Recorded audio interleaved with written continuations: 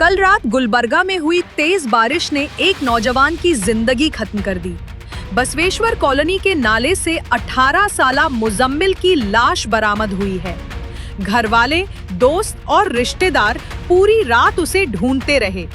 Missing complaint भी दर्ज कराई गई, लेकिन सुबह एक दर्दनाक खबर सामने आई। इस मंजर को देखकर फिलहाल ऐसा लग रहा है कि तेज बारिश के बहते पानी में गिरकर ये हादसा पेश आया। एमबी नगर पुलिस स्टेशन में केस दर्ज कर लिया गया है और तहकीकात जारी है। मुजम्मिल के घर वालों की हालत का अंदाजा आप इस बात से लगा सकते हैं कि उनके घर का चिराग अचानक बहते पानी में डूबकर हमेशा के लिए खामोश हो गया। मुजम्मिल की ये अचानक मौत पूरे शहर के लिए एक अफसोसनाक खबर बन गई है।